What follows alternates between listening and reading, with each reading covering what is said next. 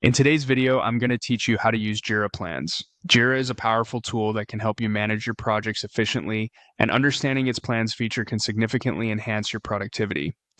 Let's dive in. First, start by navigating to Jira. If you've already set up your account, you can log in and access the main dashboard. Once you're on the home page, look for the Plans tab. It's usually located on the left-hand side of the screen. Clicking on it will take you to the main interface where you can organize all your planning activities. Next, you'll notice a plus sign typically on the top right corner. Click on it to start a new plan. This is where the magic begins, allowing you to customize and tailor your project plans to meet your specific needs. Now it's time to name your plan. Naming conventions are important for organization and clarity, especially if you have multiple plans or projects.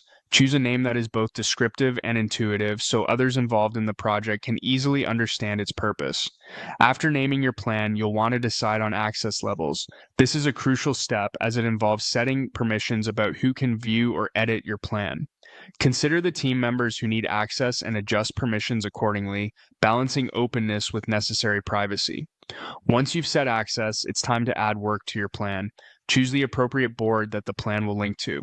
This board serves as a reference point and ensures that all involved parties have a coherent view of the project's tasks and timelines. With your plan set up, you're ready to create it officially. Look for the Create button, usually at the bottom of the setup window. Clicking this will finalize your plan, committing your organizational structure into Jira's system. Now that your plan is up and running, you have the freedom to explore various features like the timeline.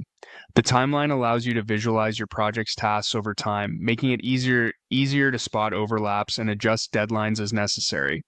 Don't forget the summary section, which provides a comprehensive overview of your plan. It's an incredibly useful feature for maintaining perspective on your project's scope and progress at any given time. There are additional functionalities to explore, such as the program view, which can help in coordinating multiple projects, offering a broader view of how different tasks intersect across your teams. The calendar is another helpful tool, providing a chronological view of tasks and deadlines, ensuring that all activities are strategically aligned with your timelines. Lastly, explore the Teams and Dependencies sections. The Teams feature enables the assignment of specific tasks to various team members, while dependencies help you track interconnected tasks, ensuring that any changes to one task are reflected across your project.